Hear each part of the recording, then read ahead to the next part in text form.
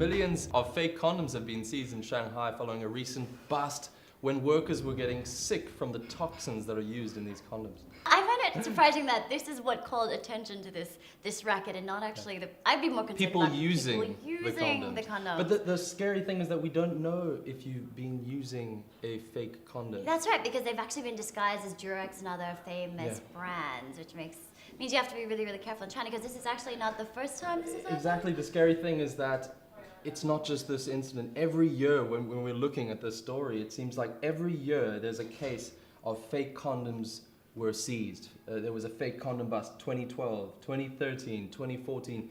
Every year. I think that's maybe more scary than this recent story. The fact that it's ongoing. Even in China, you have to be extra cautious about being cautious. Now, that's not the only racket or bust here in China. Now, Uber is known all around the world for providing some driving services, and they're available, in fact, in several cities around China. Last week in Guangzhou, the police raided the offices of Uber. Another bust, but this time about just a car service. Yeah, well, they were accused of providing illegal driving services.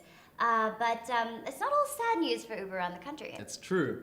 They're now offering not just car service, but helicopter service. Should you need to get to your work in a more maybe glamorous way. Yeah, so if you have a few yuan to spare, you can actually call a helicopter to arrive at your building, if you of course have a helipad, and it will take you wherever you want to go for half an hour for about $500. $500? That's not too bad.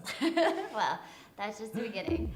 If you've been in China, even for a short period of time, you've probably seen public dances. This is a massive tradition here. It's a beautiful phenomenon, I think. But recently, government has cracked down and they're saying this industry, this tradition needs to be regulated. So they've laid out 12 officially acceptable types of public dancing. So public dancing, we're talking about the grandmas and grandfathers dancing in parks Chinese, in they front call of the damas, the grandparents, the older generation. They do it for health reasons, they do it for exercise, and they do it, of course, for social reasons so that they can make friends. I think it's a great thing.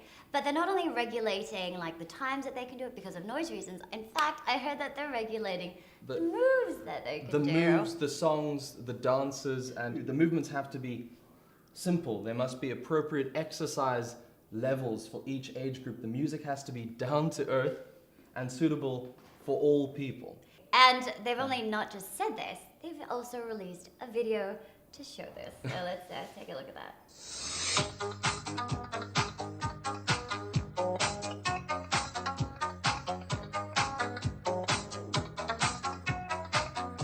Once it gets into your head, it doesn't get. This is going to be staying in your head for the rest of today's show. Oh man, I love this.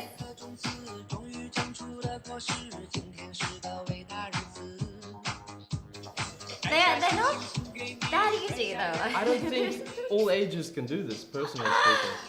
But I would love to see my grandmother doing these kind of dances. It looks really, really fun. Thanks for tuning into Beijing Blend. We're going to keep you up to date with more of the funny, the quirky, the fascinating stories that are taking the Chinese web by storm. So don't forget to follow us on Facebook and subscribe to us on YouTube.